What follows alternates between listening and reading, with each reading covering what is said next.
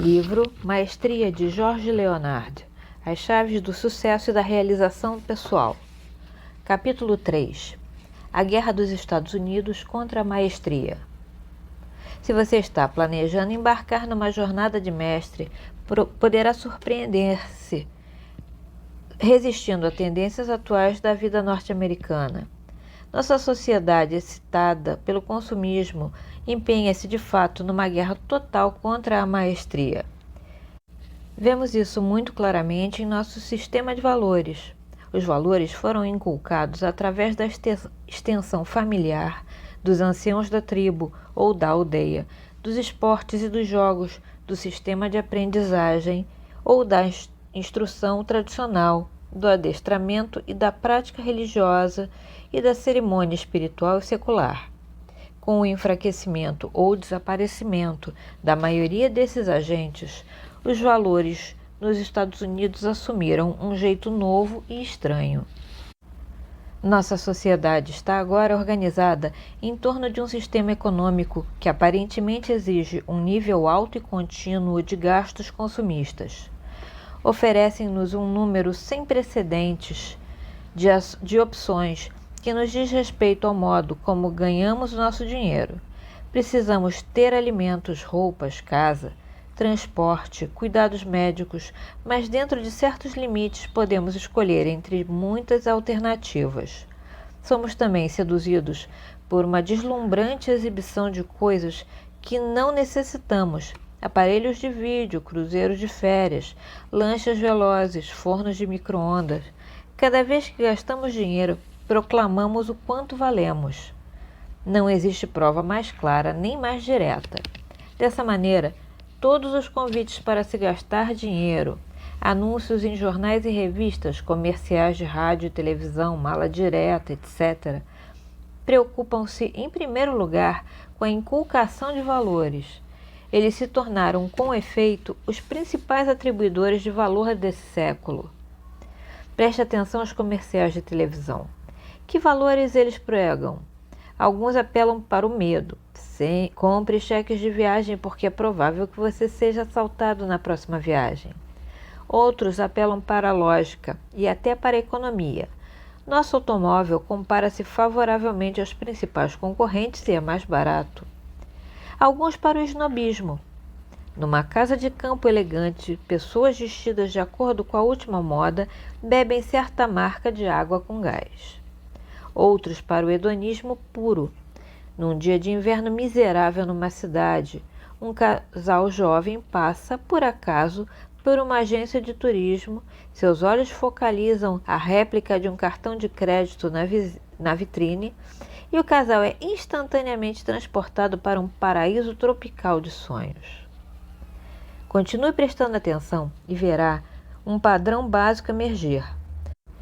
Aproximadamente metade dos comerciais, seja qual for o assunto, se baseia no momento do clímax.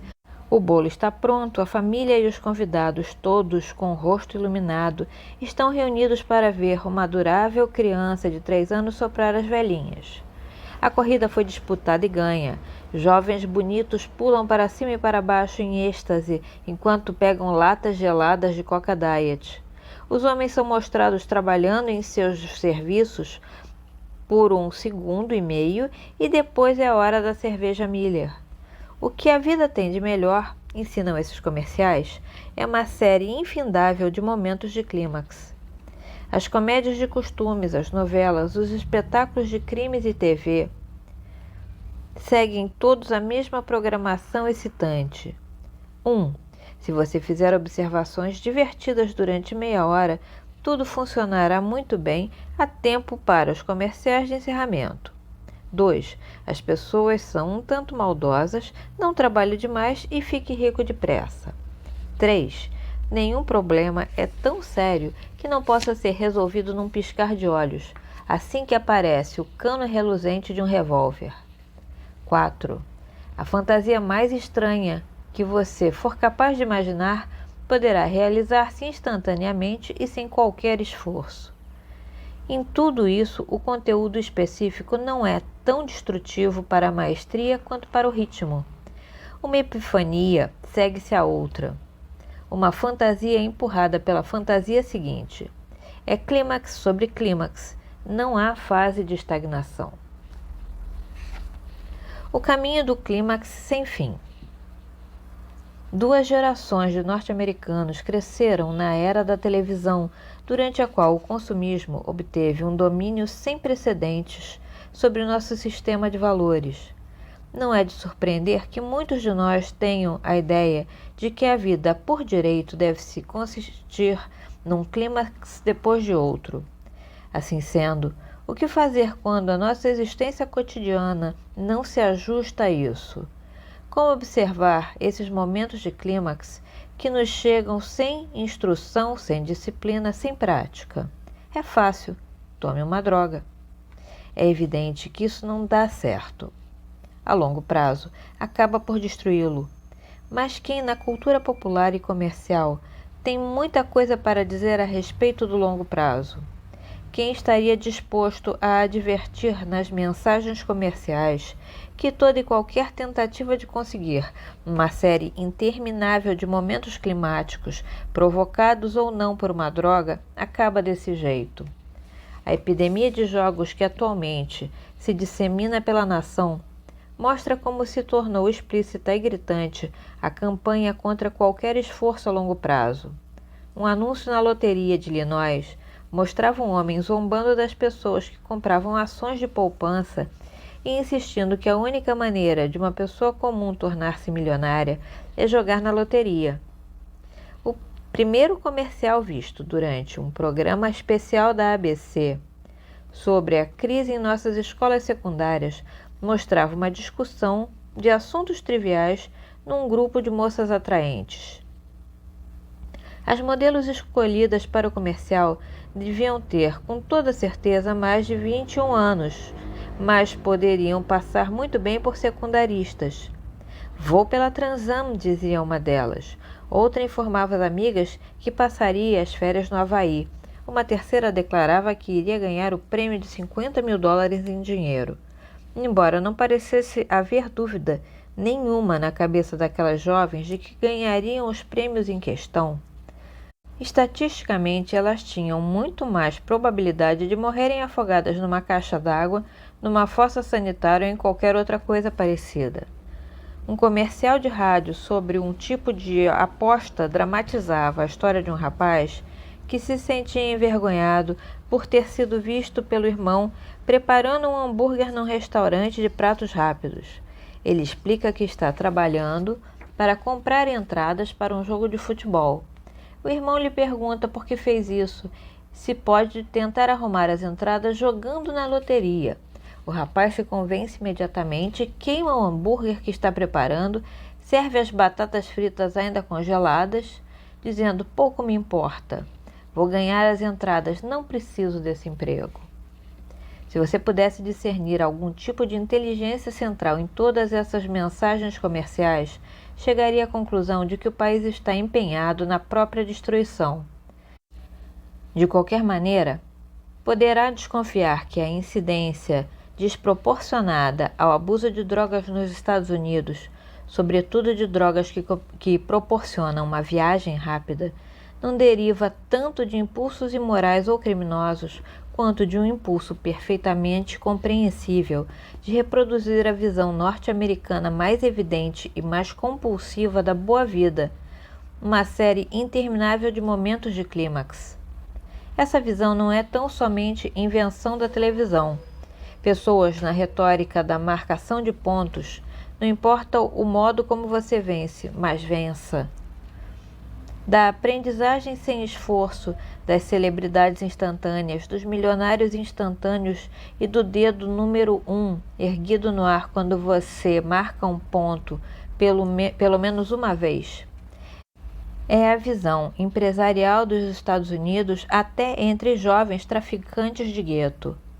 Baseado na minha experiência, escreve o antropólogo Philippe Bourgeois, que passou 5 anos vivendo no Harlem Oriental e estudando a sua cultura, acredito que a afirmação dos teóricos da cultura da pobreza de que pobres foram mal socializados e não partilham dos valores centrais da sociedade está errada. Pelo contrário, Os jovens ambiciosos, ativos do centro da cidade, sentem-se atraídos pela economia secreta precisamente por acreditarem no sonho americano. Como muitos na corrente principal, tentam, frenéticos, avançar no seu pedaço de bolo o mais depressa possível. A mentalidade imediatista e antimaestria toca quase tudo em nossas vidas. Observe a medicina e a farmacologia modernas. Alívio rápido e temporário é o grito de batalha. Os sintomas recebem atenção imediata, as causas subjacentes permanecem nas sombras. Os estudos de pesquisas mostram cada vez mais que a maioria das doenças é causada por fatores ambientais ou pelo estilo de vida. A típica visita de 12 minutos ao consultório não proporciona ao médico tempo suficiente para conhecer a cara do paciente e muito menos seu modo de vida. Mal permite ao doutor redigir a receita. Um estudo pioneiro do Dr. Dean Ornish e seus associados em São Francisco provou de forma concludente que a doença da artéria coronária, nossa causa número 1 de morte, pode ser revertida por uma dieta a longo prazo, exercícios moderados, yoga, meditação e apoio de grupo. Nada de drogas, nada de operações. Esse programa foi criticado por alguns médicos por ser demasiado radical. Se isso é radical, que é então que esses médicos consideram conservador? Será que uma operação cirúrgica alternativa que abrirá o peito do paciente com 5% de possibilidade de causar-lhe a morte, 30% de probabilidade de provocar-lhe um dano neurológico, 50% de probabilidade de ser desnecessária, uma operação, enfim, que talvez tenha que ser repetida depois de alguns anos e que custa $30.000? Mas tudo bem, nada disso tem importância. Pelo menos é uma solução imediata. Negócios e indústria? Talvez nenhuma outra área da vida norte-americana esteja mais necessitada dos princípios da maestria. Já ficou para trás a conversa sobre crescimento equilibrado a longo prazo, escreve Ralph E. Winter num artigo estampado pelo Wall Street Journal sobre a moda atual da simplificação dos negócios. Acionistas impacientes e membros abastados de empresas se encarregam disso. Agora, executivos ansiosos, temendo pelos seus empregos ou pelas suas companhias, concentram esforços em operações oportunistas e vantagens que se podem obter fraudulentamente a fim de aumentar os lucros a curto prazo, muitas vezes à custa tanto do equilíbrio quanto do crescimento. O controle da companhia pelos gerentes usando dinheiro emprestado para oferir lucros fáceis resume tudo isso. Há um clímax enorme. Certas pessoas ganham muito dinheiro num curto espaço de tempo. Muito pouco valor real se acrescenta à companhia ou à economia nacional. E o operador de mercado pertencente à empresa passa a ser um herói da cultura. Mas o herói de hoje pode vir a ser o pária de amanhã. Já se vislumbram sinais de uma desilusão maciça e crescente com os nossos bilionários instantâneos e também com as dietas estrondosas, o milagre das drogas tanto legais quanto ilegais, loterias, sweepstakes e todo o brilho e ruído confuso que resultam da adoração do sucesso e da realização rápida e sem esforço. Se precisarmos de um lembrete de como pode ser desastrosa a guerra contra a maestria, temos a crise das sociedades de poupança, que trouxe recompensas imediatas para uns poucos e está causando muita dor de cabeça para muitos. Não se iludam, tudo está interligado. O mesmo tipo de pensamento que levaria algumas pessoas a acreditarem na promessa de que aprenderão uma nova habilidade ou perderão peso sem um esforço paciente e prolongado, leva outros a acreditarem na promessa de grandes riquezas sem a produção de valor em troca. Uma guerra que não pode ser vencida. Estou ciente de que essa crítica de certos valores americanos chega num momento de grande triunfo para os Estados Unidos e para o Ocidente. Em todo o mundo, até em nações cujos líderes nos insultam, nota-se um anseio cada vez maior pelo estilo de vida norte-americano. Os governos totalitários estão colocando sobre um terreno muito instável nos dias de hoje. O anseio por um governo democrático livre nunca foi tão grande. O comunismo, com seu planejamento e controle econômico centralizado, está em plena retirada. A liberdade, sem dúvida, é o caminho que se deve seguir. Em quase todo o mundo está ficando cada vez mais claro que as nações precisam do sistema de retroalimentação e de incentivo individual que prevalece na livre economia de mercado. A vitória é real e a sua comemoração é a norma, mas é necessário também um autoexame cauteloso, pois talvez não exista época mais perigosa para qualquer sociedade do que o momento de maior triunfo. Seria uma completa loucura deixar que o declínio do comunismo nos fechasse os olhos para as contradições a longo prazo de uma economia de livre mercado irrestrita, sem levar em consideração o ambiente e a justiça social, e movida pelo consumismo insensato, pela satisfação instantânea e pelo imediatismo. Nossa dedicação ao crescimento a qualquer custo coloca-nos em rota de colisão com o ambiente. Nossa dedicação à ilusão do clímax sem fim nos coloca em rota de colisão com a psique humana. A maestria aplica-se tanto aos indivíduos quanto às nações. Nossa prosperidade nacional atual é construída sobre um déficit imenso e despesas de trilhões de dólares que deveriam ter sido feitas, mas não foram, na limpeza do meio ambiente, no conserto da infraestrutura, na educação e nos serviços sociais, a mentalidade imediatista. A incapacidade de lidar com o déficit acompanha o crédito fácil e o contínuo encorajamento do consumo individual, à custa da poupança e do ganho num prazo mais longo. A comemoração dos resultados do processo reflete-se na má qualidade do trabalho e na superioridade dos produtos importados.